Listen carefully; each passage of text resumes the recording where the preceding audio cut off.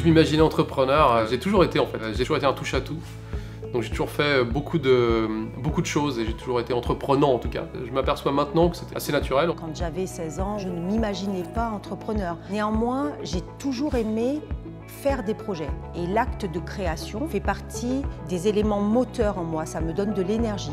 L'idée de Léosphère est née déjà à une époque où la pollution était un sujet qui dérangeait pas grand monde, à une époque où l'éolien c'était un peu de la déco pour les rapports annuels et se donner bonne conscience, une mission plus qu'un fantasme. Évidemment, je pense que la volonté d'avoir un impact dans la société, c'est quelque chose d'assez universel. L'entrepreneur veut avoir un impact socio-économique sur le système. Et nous c'est clair que la motivation d'avoir des solutions pour améliorer la vie des gens, améliorer la santé des gens, c'est un conducteur extrêmement fort.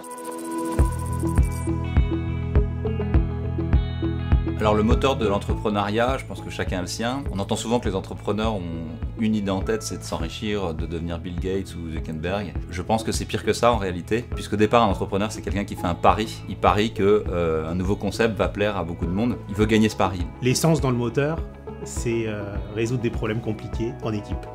Ça alimente l'énergie, mais le moteur, c'est ça. C'est vraiment trouver des nouvelles solutions pour répondre aux problématiques de santé actuelles. Tant que ce pari n'est pas réalisé, il va jamais lâcher, il va continuer. D'une certaine façon, c'est assez orgueilleux, donc c'est pire que l'avidité, j'ai envie de dire. Et en plus de ça, le pari, c'est souvent de vouloir un petit peu changer le monde, donc c'est pas n'importe quel pari. L'idée sous-jacente, c'est de fabriquer, d'apporter notre pierre à cet édifice de la fabrication, de la conception des plastiques de demain pour faire évoluer cet environnement de plus en plus pollué et au moins de pouvoir apporter quelque chose de notre côté, pouvoir éviter de transmettre à nos enfants une planète complètement pleine de plastique. Ce que j'aime, c'est faire des bons produits, c'est voir des utilisateurs créer des choses incroyables. C'est travailler avec une équipe qui va magnifier les idées fondamentales qui datent parfois de plusieurs années ou qui amènent eux-mêmes des idées évidemment. Je pense que mes équipes aussi sont passionnées par cette entreprise. Ensemble, on est en train de changer le monde. On n'a pas besoin de transmettre la passion. Les gens qui vous rejoignent, ils ont la passion. Le seul rôle, c'est de canaliser cette passion, de l'orienter dans la bonne direction. On essaye surtout de trouver des gens qui ont les mêmes valeurs que l'entreprise, puisque à 5, on n'est pas en train de finalement vouloir traverser l'océan ensemble. Il est important de voir des gens qui partagent la même culture dès le départ. Et c'était assez incroyable de voir la boîte grandir et conserver cette culture.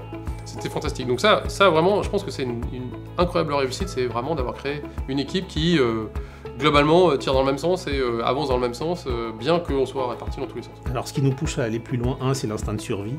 C'est un peu basique, mais si on va pas plus loin, on se fait étouffer. Et 2, je pense que c'est dans notre ADN.